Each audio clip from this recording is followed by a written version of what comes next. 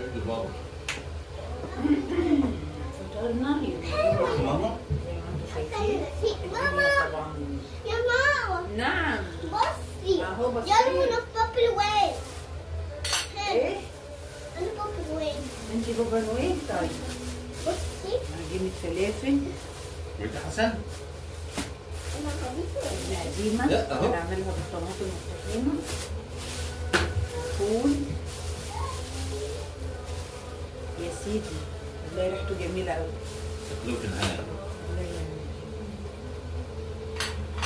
وقطعنا بدنجان وفلفل، وهنا دي بتاعت الجبنة القديمة، وبنحمر بطاطس.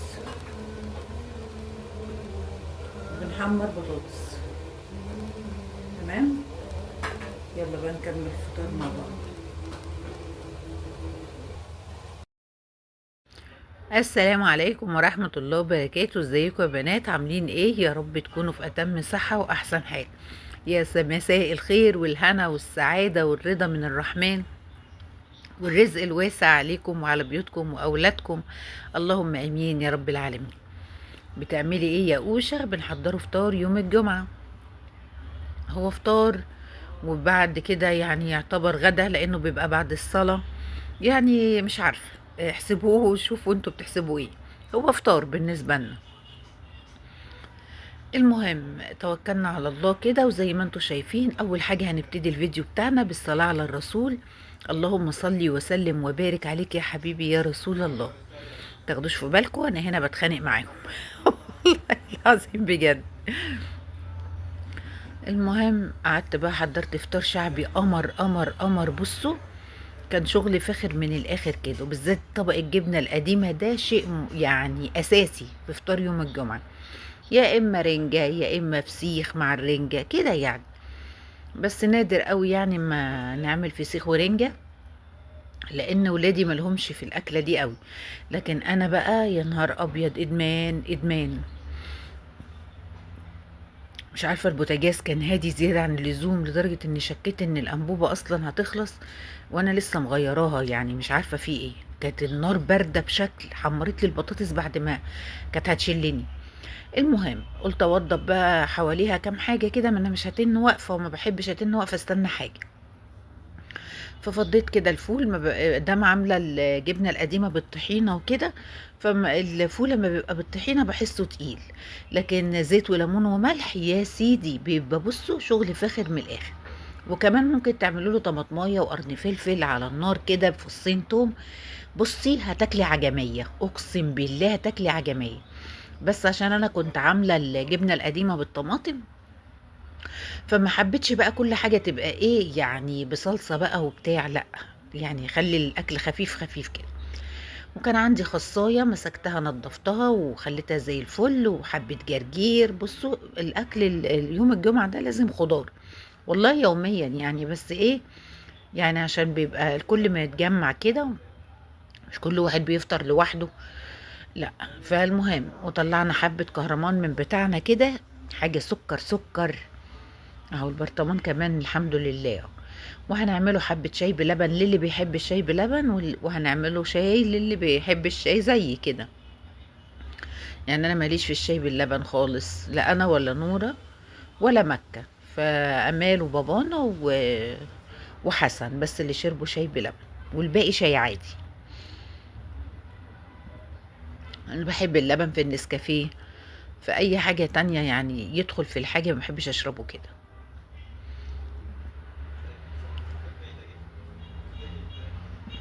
كانت هتجنني عشان تخلص. الحمد لله وصلت للون الذهبي القمر ده. طلعناها بقى، وكان عندي بدنجانية زي ما انتوا شفتوا مسكتها قطعتها، لان كنت عايزة اعملها بصراحة بقى بطريقة ايه، بطريقة امي كده. بتعملها ازاي هتشوفوا دلوقتي. هنحمر البدنجان، انا مقطعه حتت صغيرة دواير زي ما تحبي، بس انا حبيت اقطعه النهاردة كده زي ايه، زي المطعم يعني. اللهم صل وسلم وبارك عليك يا حبيبي يا رسول الله. كده خلاص خلصنا البطاطس، كل حاجة تخلص كده بنحطها قدامنا. البدنجان كمان كانت قلة اهو. اللهم صل وسلم وبارك عليك يا حبيبي يا رسول الله. صليتي بقى معايا على الرسول، اقسم بالله فكرة غدا كمان لليوم، قمر مش فطار، غدا قمر قمر قمر. كانوا جايبين لي عجينة فلافل كده، هبتدي اقليها. هقلي كيس واحد بس لان ما شاء الله اللهم بارك الاكل كتير، فلو عملت الكيسين اللي هم جايبينهم مش هيتاكلوا. وخصوصا ان مش كلنا بناكل فلافل، يعني انا ما باكلهاش ولا امل بنتي. ما هنا في حاجات ناس بتاكلها وناس لا، على طول على طول ما بنتفقش على حاجة كلنا، الا المحشي لازم كلنا بناكل منه. بحط بقى حتة توم كده او فصين توم تكوني دقاهم بحبة ملح، بس انا عشان مملحه البدنجان حطيت توم من غير ما احط له ملح، تمام. وحبه خل كده، معلقتين خل بقى على التوم بالبدنجان ده، حقيقي والله العظيم عجميه عجميه، انتي بتاكلي عجميه، حاجه قمر قمر قمر قمر. والفلافل كمان كانت اتقلت اهي الحمد لله.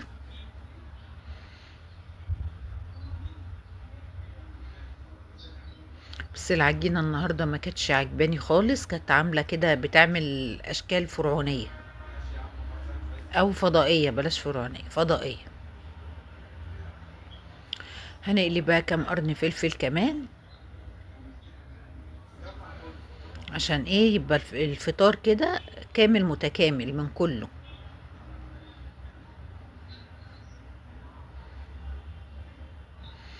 الفلفل طبعا ما بياخدش ثواني على النار، ادام الزيت سخن في ثانية بيكون ايه اتعمل. هنطلعه بقى في طبق كده جنب البدنجان، ادام نص الطبق لسه فاضي هنحط فيه الفلفل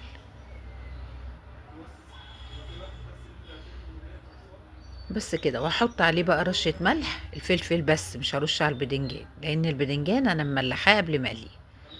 بس كده بصوا بالله عليكم شكل الغدا، بسم الله ما شاء الله، قمر قمر قمر قمر. ده كان فطارنا يوم الجمعة، بألف هنا وشفا على قلب ولادي وقلوبكم يا رب. ده الشاي بلبن للتلاتة اللي عايزين شاي بلبن، وقاعدين جنب الخل والثوم وفلفل مقلي وفول وجبنة قديمة بالطماطم ومخلل كهرمان، خلي اللفت.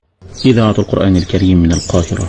اللهم إن هذا صباحك قد أهل، فاجعل يا ربنا صباحنا صباح الصالحين، ومساءنا مساء الشاكرين، وألسنتنا ألسنة الذاكرين، وقلوبنا قلوب الخاشعين، وأبداننا أبدان الطائعين، وثبتنا واختم لنا بذلك.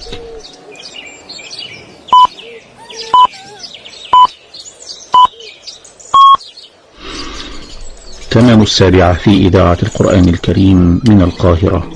إخوة الإيمان، القارئ الشيخ محمد رفعت يتلو علينا بدءا من الآية 18 من سورة يونس. أعوذ بالله من الشيطان الرجيم. بسم الله الرحمن الرحيم. ويعبدون من دون الله ما لا يضرهم ولا ينفعهم ويقولون. يا صباح الخير والهنا والسعادة والرزق الواسع عليكم وعلى بيوتكم وأولادكم، اللهم آمين يا رب العالمين. السلام عليكم ورحمة الله وبركاته. ازيكم يا بنات، عاملين ايه؟ يا رب تكونوا في أتم صحة وأحسن حاجة. شايفين بقى نبتدي اليوم بتاعنا كده بالصلاة على الرسول. اللهم صلي وسلم وبارك عليك يا حبيبي يا رسول الله. بصوا بقى، أنا قمت والله العظيم ما هتصدقوا أنا بعمل الكلام ده الساعة كام. الكلام ده كده انا بعمله، كنت قايمه ابتدي شغل الساعه 1 بالليل. ايه السر؟ انا مش عارفه والله العظيم. كنت قايمه تعبانه جدا جدا وزهقت من القعده والتكتيفه زهقت حرفيا يا بنات. في وجع اليومين دول من بعد دور البرد ده، في وجع في الرجلين وحش وحش بجد، اللي هو تحس ان في معلش يعني كلاب سعرانة كده بتاكل في رجلينا، اللي هو ما تفهمش فيه ايه. انا بقول من كمية المخلل اللي انا بسفها اكيد منها، امال هيكون من ايه يعني؟ تعب اقسم بالله انا عمري ما حسيته في حياتي. وفي بقى مشكلة ان التعب ده يعني انا طول ما انا قاعدة حاسة بيه، اما بقف يعني لازم حد يبقى ضاغط على رجلي. ساعات بخلي ولادي يقعدوا لي على رجلي. فلا، طب وبعدين هم هيتنوا كده طول النهار قاعدين لي على رجلي وانا اصوت والطم واسيب الدنيا تضرب تقلب؟ والبلكونه عندي كانت مش وحشه، كانت منتنه، كانت بتدعي عليا، كانت كل حاجه. بص التراب، بص كميه التراب اللي مطلعاها منها غير طبيعيه. طب اعمل ايه؟ لازم طول ما انا واقفه وضغط على رجلي انا مرتاحه. قلت لها يعني انت اللي يريحك الوقفه؟ طب تعالي وحياة امي لهد حيلك، تعالي. ورحت قايمه واقفه كده بقى، ما انا لازم اتن واقفه عشان اضغط عليها وابقى مرتاحه. ومش عارفه بجد في حاجه بتنهش كده في رجلي. فالمهم رحت ايه واخده وبرشام مسكن لا نافع ولا، والبرشام المسكن ده اذى اصلا، لان باخده بيتعب لي جنابي وحواديت كده. فرحت مستعيذه بالله من الشيطان كده، ورحت قايمه اقسم بالله كان الساعه 1 بالليل.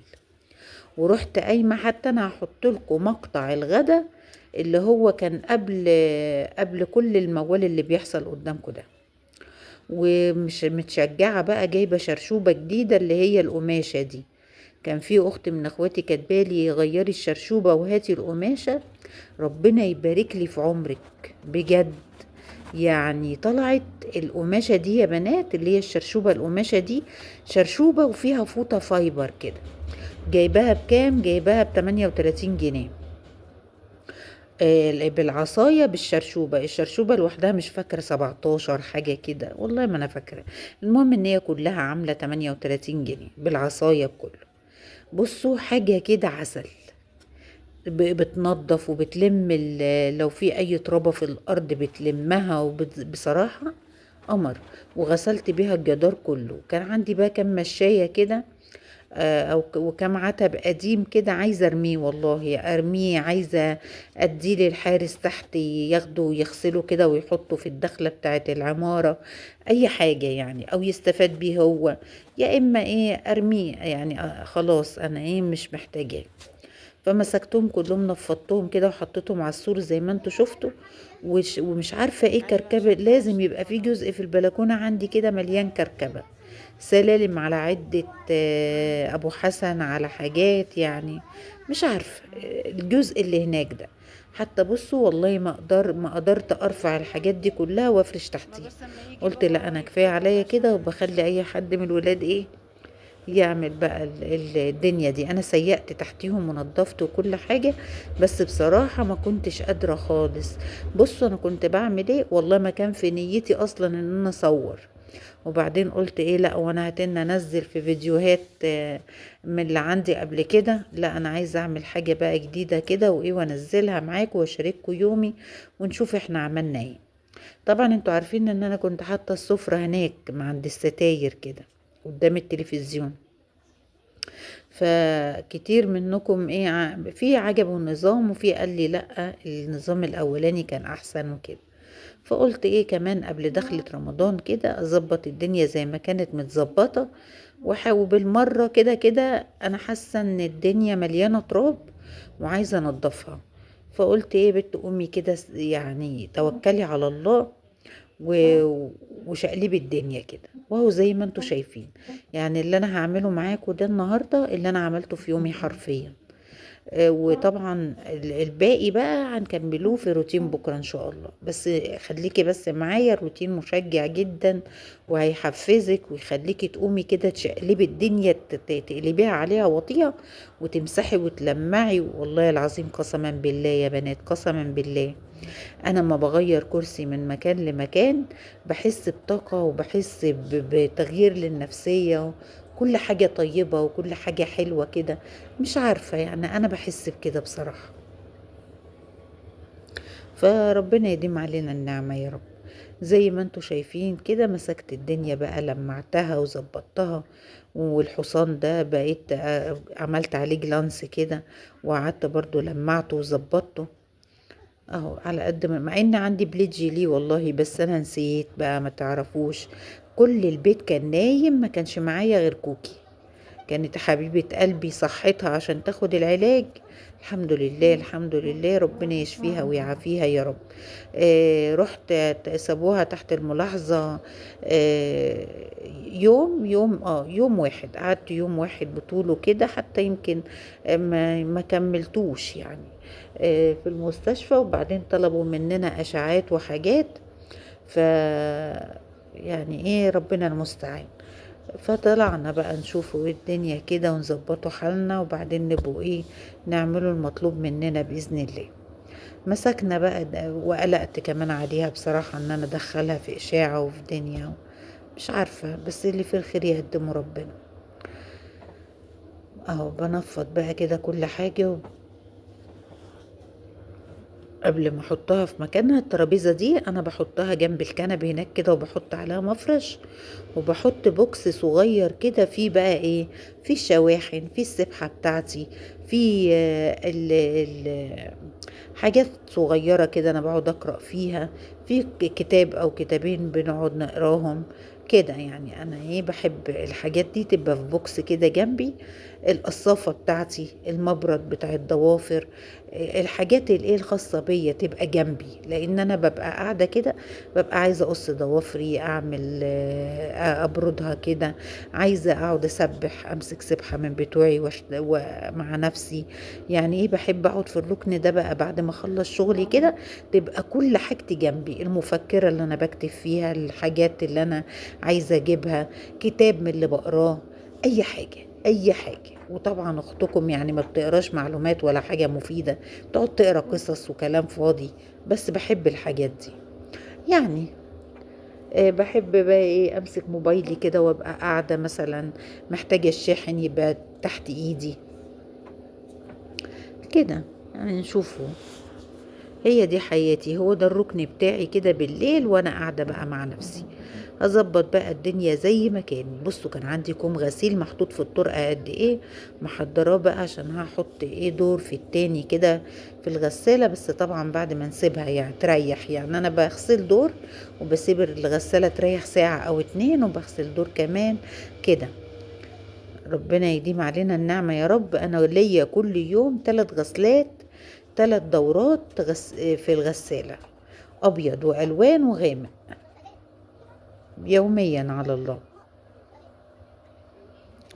اهو بنظبط بقى الدنيا. وهنا بقى قلقانه طبعا، كل شويه ازعق لمكه، اقول لها بنتي عشان خاطري روحي اقعدي على الكنبه، خايفه عليها عشان احنا لسه قايمين من دور تعب، ولسه يعني احنا في، بصوا، في دور التعافي يعني احنا دلوقتي المفروض في فتره النقاهه. وانتوا عارفين العيل اول ما بيبتدي يشم نفسه، وبصي بصت عليا ما لقيتنيش، راحت قايمه. شفتوا بالله عليكم، والله العظيم انا ما شفت الكلام ده غير دلوقتي. يعني بقيت هتجن خايفه عليها، وفي نفس الوقت عايزه اشوف حاجتي. وبصوا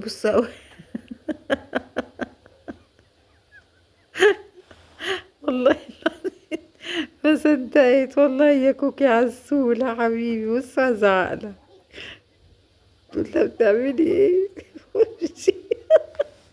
والله يا عسولة، ربنا يحميكي يا بنتي. العيل يا حبيب قلبي ما بيصدق يقوم. يا حبيبتي يا بنتي، ربنا يعافيكي يا رب، ويكمل شفاكي على خير، ويشفي كل مريض، اللهم امين. وبالذات الاطفال دولت يعني بجد الواحد بيبقى بيموت كده اما العيل بيجيله الدور الوحش ده كانت مسخسخة بشكل يعني اللي هي ما بتنطقش، بتبصلي بعينيها بس كده. بصوا هنا بتقولي عايزة اسيق يا ماما، قلت لها طب خدي يا مكة، مش عايزة ازعلها، عشان البت دي من نوع يا بنات اللي هي لما بتزعل ما بتتكلمش خالص خالص في الايام الطبيعيه، بغض النظر عن دور التعب ولا حاجه، وتلاقوها سخنت. اقسم بالله انا لاحظت الموضوع ده على مكه دي. يعني يمكن مكه العيله الوحيده اللي عندي كده. امال بقى بنتي اما بتتوتر او يكون في امتحانات بتتعب، وبتسخن وبيجي لها دور برضو كده يعني. بس مكة دي اما حد يزعلها يعني عندها الكلمة، وبالذات من باباها، لو باباها كلم شخط فيها شخطة بسيطة ما بيشخطش اصلا، يعني على صوته سيكة كده يا نهار ابيض الا ده. يعني انت اللي بتعمل كده بتبقى دنيا، بتبقى بتحط في نفسها قوي وجسمها بيسخن وبتتعب وممكن لو كلت لقمة ترجع وتلاقي الدنيا اتقلبت في تكة. بحاول هنا بقى ايه احرك التلاجة واحطها كده مكانها. بصوا ولادي لازقين لي ايه عليها. اللي في الصورة البيضة دي كان بابا رسمنا كلنا عشان بابا بيحب الرسم وكده، فرسمنا كلنا بقى كده وحاطط لنا صورتنا. فراحوا الولاد من كتر ما هم معجبين بيها راحوا ملازقينها على التلاجة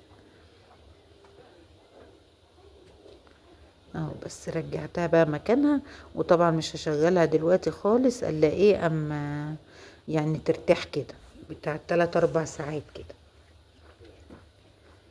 وكمان جبت الديسبنسر كده برضو هحطه بقى جنبه، هنرجعه النظام زي ما كان.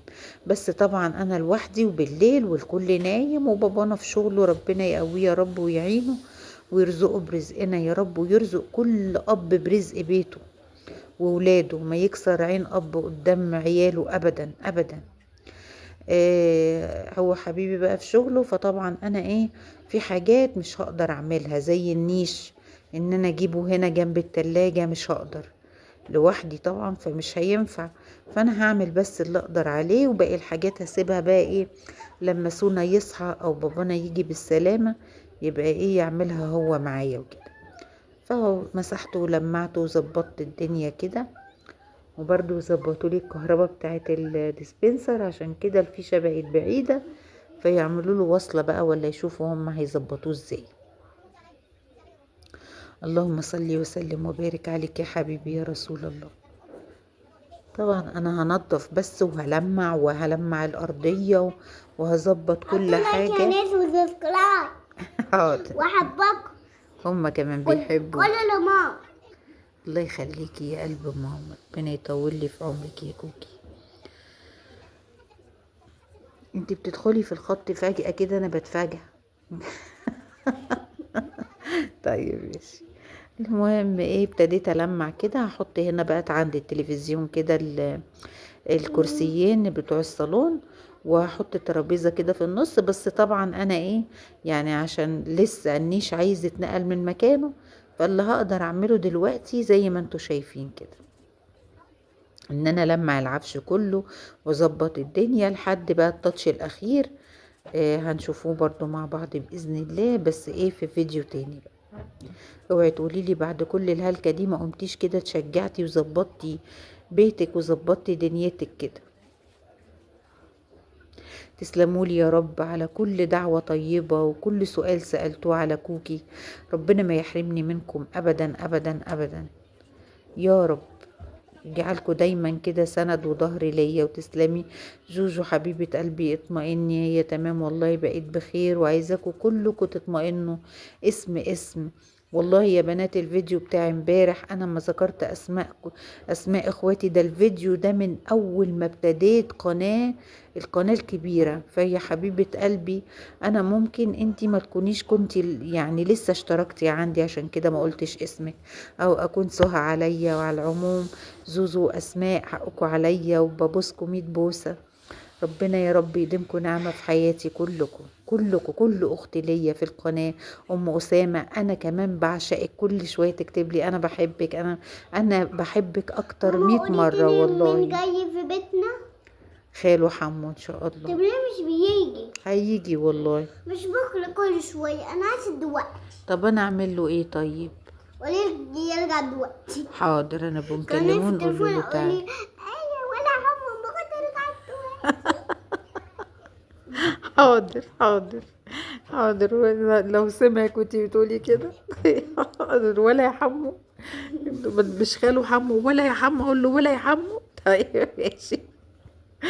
المهم مسكت الدنيا كده زي ما انتوا شايفين، لمعت وظبطت دنيتي.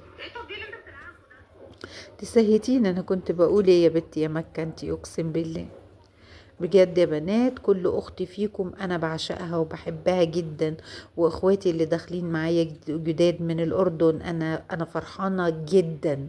انا في قمه سعادتي ان انتوا، انا دخلني ناس كتير جدا من الاردن ومن الجزائر طبعا، يعني نص متابعيني من الجزائر ومن السعوديه. ربنا يبارك لي في عمركم كلكم ويديمكم نعمه في حياتي، ومن مصر طبعا، على راسي على راسي كلكم على راسي.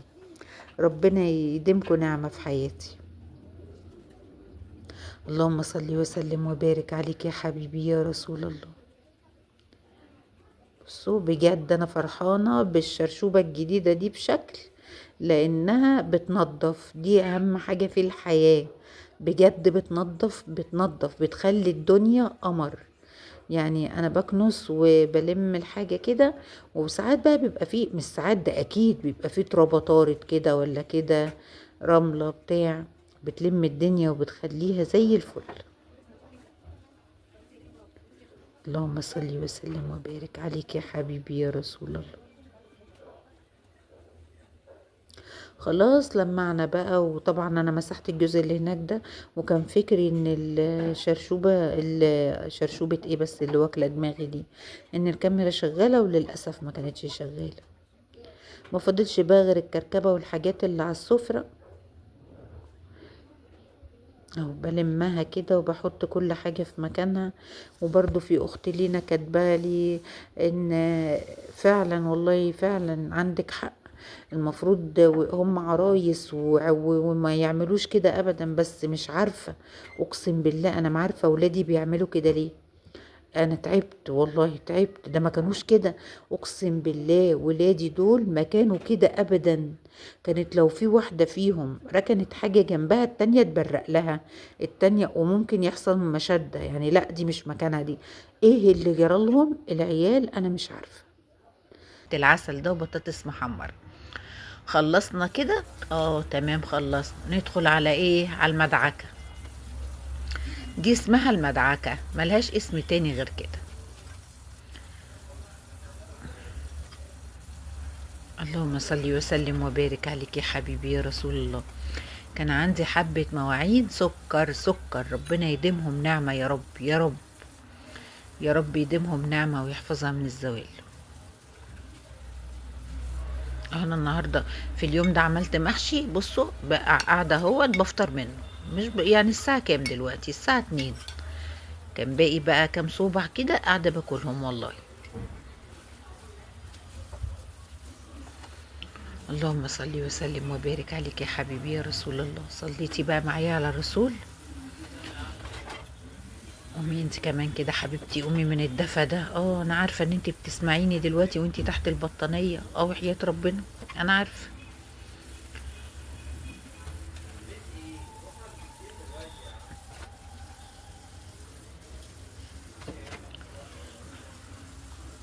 انا مش عايزه اتكلم كتير عشان ايه ما ضايقكوش.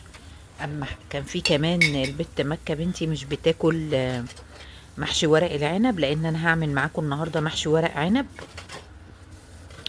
فلقيت كده كام لفة كرنب، لان انا لسه مخزنتش اي حاجة، مخزنتش حاجة خالص السنة دي لسه.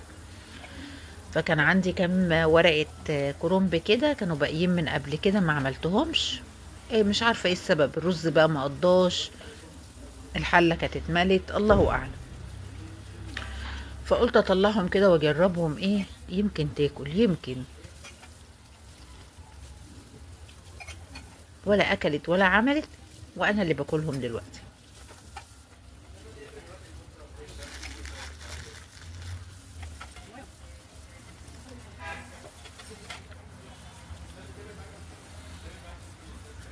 المية السخنة بقى في الجو ده نعمة من عند الرحمن.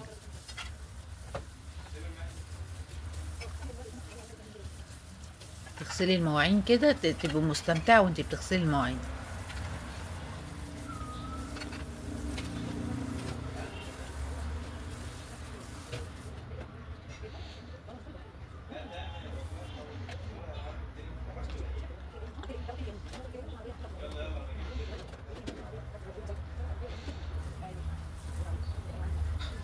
الصواني دي حلوة قوي قوي قوي قوي، بتنفعني جدا لما بيكون في اكلة كده تتغرف مرة واحدة وخلصنا. والله يا بنات، وبترحمني كمان من المواعين كتير.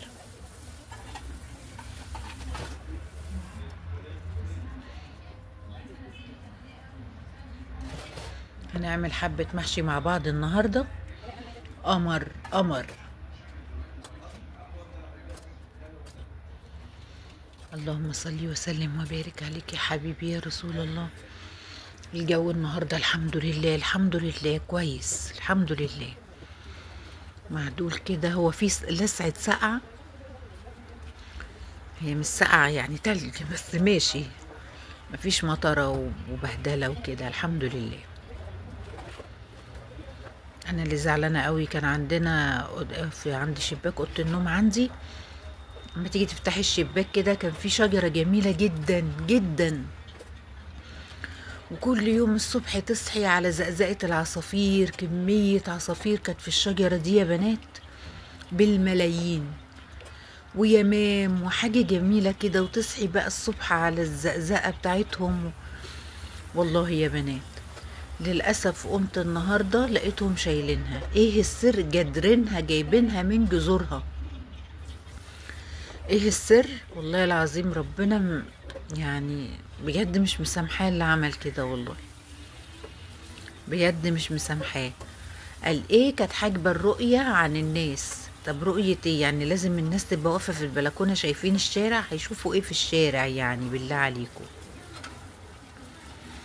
هيشوفوا ايه في الشارع؟ مفيش حاجه تتشاف يعني. هو احنا لازم نشوف الناس اللي معديه والخناقات اللي بتحصل والبلاوي دي؟ يمكن دي كانت رحمانه من حاجات كتير. وسيبكم من ده كله، اللي صعبان عليا كمية العصافير الرهيبة رهيبة. مهما اقول لكم الشجرة دي كان فيها كمية عصافير قد ايه. الشجرة دي يا بنات كانت عرضها في طولها كده بتاع 10 متر، اقسم بالله كانت متفرعة بشكل مرعب. في بتاع 5 متر كان فيها كمية طيور.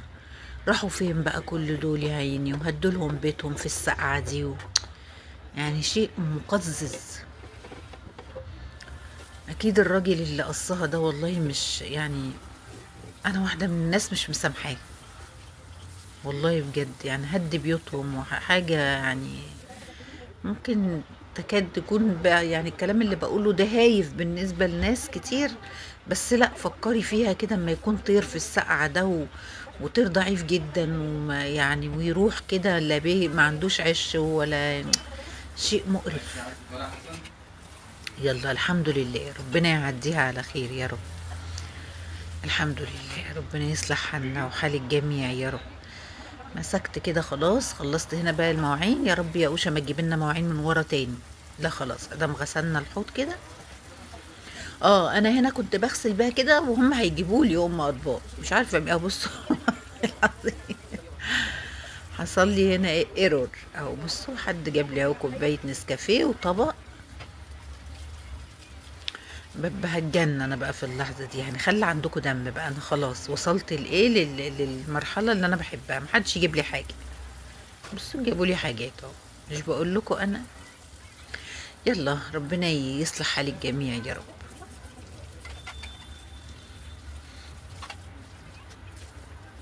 بصوا حبه نشاط اقسم بالله. قمر قمر. انا في اليوم ده غسلت كميه مواعين يا جدعان، وخصوصا بقى ايه المحشي بقى. يلا يا اوشا ادخلي بقى على المحشي. النهارده بقى كان عندي ايه؟ انتوا عارفين ان اي حبه شوربه بتتبقى انا بكيسهم او بشيلهم في علبه كده وباجي شايلاهم. وكان ولادي عايزين ياكلوا ورق عنب. طب تعملي ايه يا اوشا؟ فتحت الديفريزر بتاعي وطلعت، وابص غسلت الرز وغسلت الخضره وسبتها تتصفى، وطلعت كيسين صلصه على النار. هحط التوابل ملح فلفل اسمر، وهحط كمان سكر، معلقتين سكر عشان كمية كبيرة ما شاء الله. واللي هناك ديت علبة الصلصة، علبة قصدي الشوربة، انا مطلعاها كده عشان تفك. ومكعبين مرق دجاج كده عشان ما عنديش توابل فراخ ولا توابل لحمه، فحطيت ايه كام مكعب من مرق الدجاج، عشان ما شاء الله انا عامله كميه فراخ، قصدي محشي حلوه يعني. تمام اهو، بس كده. والزيت انا بحب اعمل المحشي بالزيت، ما بحبش احط عليه سمنه ابدا، غير ساعه ما بيتشرب بحط له معلقه. ليه؟ عشان ما يبقاش مدهن كده يعني. بحب الزيت يبقى الزيت بيخليه يلمع ومنور كده، حطلوش سمنه ابدا. تمام. جبت بقى الكبه بتاعتي، انا بحب اسهل ايه على الحاجه بتاعتي كده على قد ما اقدر. بمسك الخضره، تمام اهو، بقطعها كام تقطيعه كده عشان تسهل معايا بس في الضرب بالكب.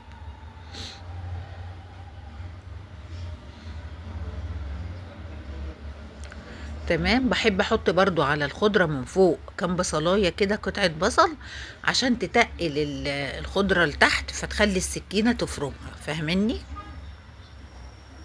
طبعا احنا حاطين توابل خلاص على الصلصه، فمش هينفع نحط توابل هنا. لو حطيتي توابل هنا يبقى ما تحطيش توابل على الصلصه.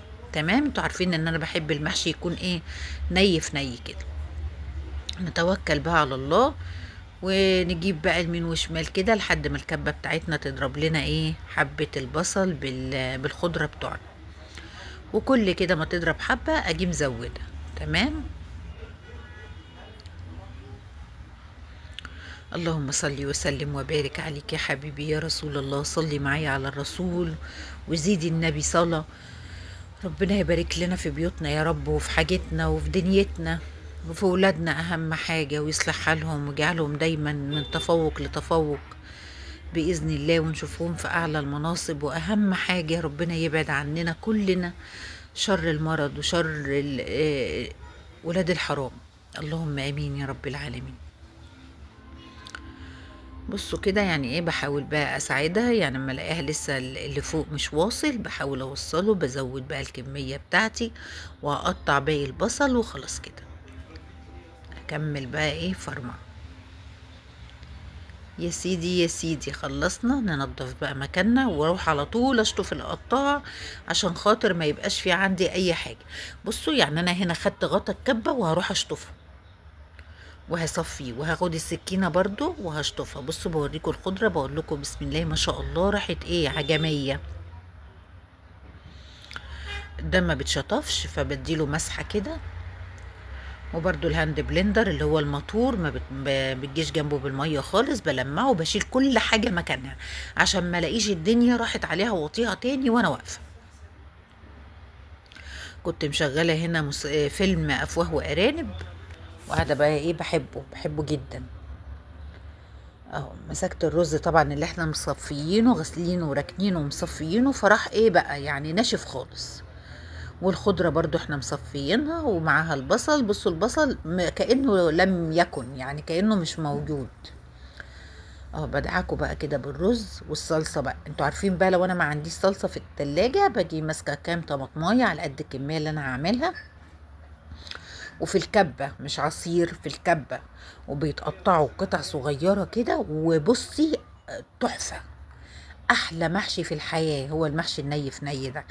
لكن تسبيكة دي لا لا لا. طب جربي ولو في حلة صغننة خالص تعملي محشي ني في ني زي أختك ما بتعمل كده، هتدعيلي من قلبك. حاجة خفيفة على المعدة وخفيفة على صدركوا، ولا تحسي بتعب ولا بتمويع نفس ولا لا لا لا لا.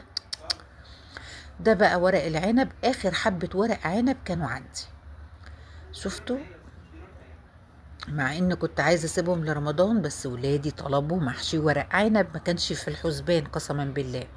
حتى لا كنت جايبة فراخ ولا كنت جايبة حاجة، بس ايه يعني احنا بالنسبة لنا مفيش مشكلة. طلعنا علبتين من الشوربة وهو بصوا بطلعه. بصوا عجمية يا بنات، عجمية عجمية. وكانت المية سخنة ودقيقة دقيقة دي كتير يعني، يا دوبك بس لونه تحسي ان هو غير كده خلاص، تيجي رايحة بقى مصفية من المية في مصفى كده، وتسيبيه بقى ايه يتصفى خالص. اقل من دقيقة صدقوني يعني حاجة كده بسيطة خالص. ورحت جايبة بقى بلاستيكة وهصفي بقى كده ورق العنب بتاعي يا سيدي. بس خلاص خلصت الدنيا. تمام اهو. اللهم صل وسلم وبارك عليك يا حبيبي يا رسول الله. كانت هنا خلاص التسبيكة اتسبكت اهي، والإدامة نطرت عليها عشان تبقى ناشفة، وهبتدي بقى ايه اضيفها على الخليط بتاعي اهو. وهشوف بس حبة بحبة عشان ايه لما تبقى الصلصة كتير. اه لقيتها لا هتاخدهم وتمام التمام. ميزان والله، ايدينا ميزان، فضل من الرحمن، الحمد لله. خلاص كده. وبالذات خصوصا بقى ان ورق لازم تضربي الخضره والبصل في الكبه، لان المحشي ما بيحبش الحاجه تبقى وانتي بتحشيها كده، سواء كرنب او ورق عنب او بدنجان ايا كان. ما بيحبش يبقى ايه يعني حاجه رخمه كده، يبقى باين يعني. فبس كده. بصوا الخلطه وريحتها كانت جايبه اخر الدنيا اخر الدنيا.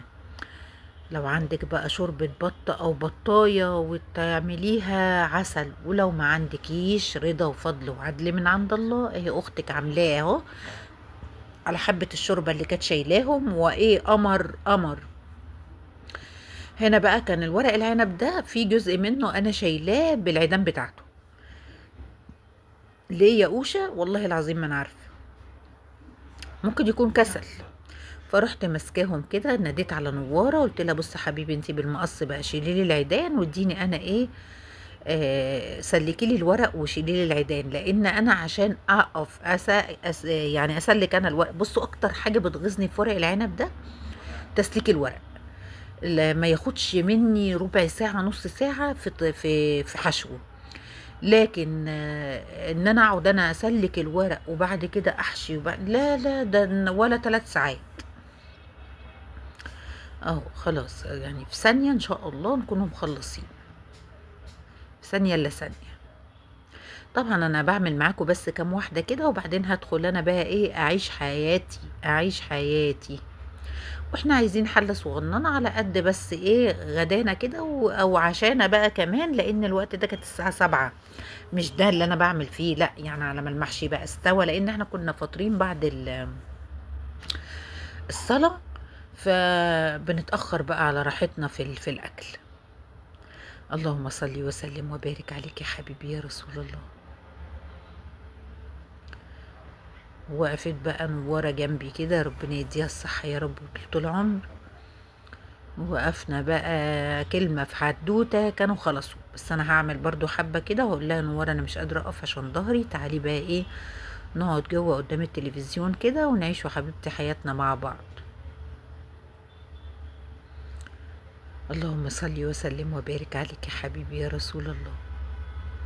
انا بحب لف ورق العنب عن الكرنب بكتير، بالنسبه لي اسهل. هما الاتنين سهلين بس بالنسبه لي اسهل. ده خلاص خلصت الحله اللي انا هعملها اهي، ما دي حله على قدنا بس كده. واتبقى كتير خلطه واتبقى ورق عنب، بس انا بقى ايه سبتهم قلت اعملهم تاني يوم، واجيب بقى فرخه عليهم، اجيب احمر جنبهم حبه بطاطس، يعني هما ورزقهم بصراحه. بس كده. وقطعت ليمونه فوق الوش، وطبعا في القعر بقى تقطعي جزرايه طماطمايه بصلايه، تحطي عيدان ورق العنب اللي يريحك. هنا خلاص كان استوى. هحط بقى حته سمنه كده على الوش يا سيدي يا سيدي، حته زبده من كريستال دي قمر، بألف هنا وشفا على قلب ولادي وقلوبكم يا رب. وسبته بتاع 5 دقايق كمان او 10 دقايق على نار هاديه. اول ما بيغلي بتاع 3-4 غلوات كده باجي موطيه عليه وهو فيه ميه عشان يبقى زبده كده، ونغرف بقى المحشي. بصوا الحله، بصوا المحشي قمر قمر قمر قمر، وريحته كانت جايبه لاخر الدنيا، وكانه معمول باللحمه الضاني. اقسم بالله كان يهبل يهبل. الحمد لله، رضا وفضل وعدل من عند الله. ربنا يديم علينا النعمه، اللهم امين. خلاص كده هنبتدي. بصوا سونا دخلي على طول حبيبي كان هيتحرق بسبب الصبع اللي اكله ده في بقه. والله العظيم واخده مولع على بقه، هو مش بيستحمل وبقى يتنطط. هنا خلاص بقى عندي شوربه، انا ولادي بيحبوا المحشي يكون جنبه شوربه، فرحت صباها كده في المجات دي، في الطباصي دي قصدي، طب بصي دي بتاع الطقم الصيني بتاع فرحي. خلاص كده قربنا نخلص اهو. اهو يا سيدي يا سيدي، بألف هنا وشفا على قلب ولادي وقلوبكم يا رب. تمام اهو. هنغرف بقى الشوربه. طب بصي الشوربه بتاعتنا، ونقطع ليمون للي عايز على الشوربه ليمون، واللي مش عايز كده رضا قوي من عند الرحمن. وما حطيتش مخلل لان الصبح كان في جبنه قديمه ومخلل وكده، فكفايه مخلل النهارده. بصوا لون الشوربه وجمالها. بص الاكل بتاعنا الحمد لله رضا وفضل وعدل من عند الله، ربنا يديمها نعمه علينا يا رب. كان المحشي بجد يجنن يجنن. خلاص قعدنا بقى نعمله بقى ايه، حبة فشار. والله العظيم مدمنين فشار العيال دي. اهو حبة فشار كده على الماشي. اللهم صل وسلم وبارك عليك يا حبيبي يا رسول الله. واعمل لهم حبة عصير جوافة برضو. حتى اقول لهم تشربوا ايه تشربوا ايه، عصير يا ماما، مش عايزين حاجة سخنة، مع ان الجو كان مستدعي ان احنا نشرب حاجة سخنة. زي ما انتوا شايفين كده حبايبي. رحت ماسكة بقى الكيس من الأكياس اللي احنا مفرزينها، وحطيتها كده في شفشق الخلاط. كانت لسه ما فكتش، فقلت احط لها السكر والميه واسيبها شويه على بال ما ايه ما تفك، عشان ما ينفعش اضربها وهي متجمده كده، عشان ما تبوظليش شفشق الخلاط. على بال ما اعمل الفشار واشوف كام حاجه كده يكون هو ايه اتعمل. اهو هسيبه بقى كده شويه. الفشار هنا اهو بيبكبك ويتكتك، وحاجه قمر كده، ريحته قمر ريحته قمر يا بنات. في توابل فشار بتتباع، لو انتوا بتحبوها هاتوها ايه ورشوها على الفشار كده بعد ما تعملوه بالطريقه دي. انا بصراحه ما حبيتهاش خالص خالص. في بالجبنه وفي مش عارفه بالجمبري وفي بايه وايه، بس انا ما حبيتش التوابل دي ابدا، او يمكن اللي انا جبتها ما كانتش كويسه. بس كده هبتدي بقى احط لكل واحد العلبه كده بتاعته. هم مش علبه، هم كل واحد عايز حله. انا عارفه عيالي اللي ملهوش في الفشار قوي امل ومكه. مكه دي ملهاش في حاجه في اي حاجه والله العظيم بجد. وانا طبعا ما باكلش فشار اصلا. بس كده على رأي بابانا اجدع واحده تعمل فشار وما بتاكلوش. عطيت لكل واحد علبه كده وتمام التمام.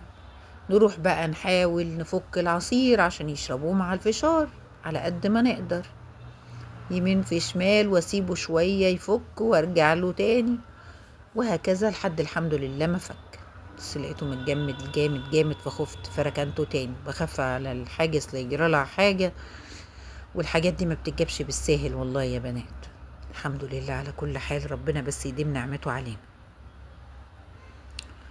اهو خلاص هبتدي بقى ايه اجيب المصفى بتاعتي، عشان انتوا عارفين ان انا ما ينفعش اخزن جوافه من غير البذر بتاعها، لان حلاوتها كلها في القلب بتاعها. بصوا هي متجمده تقيله تقيله جدا اهو. بصوا في ثانيه بتهبدي المصفى كده، مش بمعلقه ولا حاجه، بتهبدي المصفى كده تلاقي كل اللي فيها نزل، وتبقى البذر تيجي رمياه، وهكذا في ثانيه الا ثانيه بتكوني خلصتي. انا طبعا هروح اجيب شو بق ميه لان حسيتها تقيله جدا جدا جدا. ما بحبش انا ما فيش عندي اي حد من ولادي حتى بيحب الجوافه باللبن. كلنا بنحبها كده، حتى الفراوله. اللهم صل وسلم وبارك عليك يا حبيبي يا رسول الله.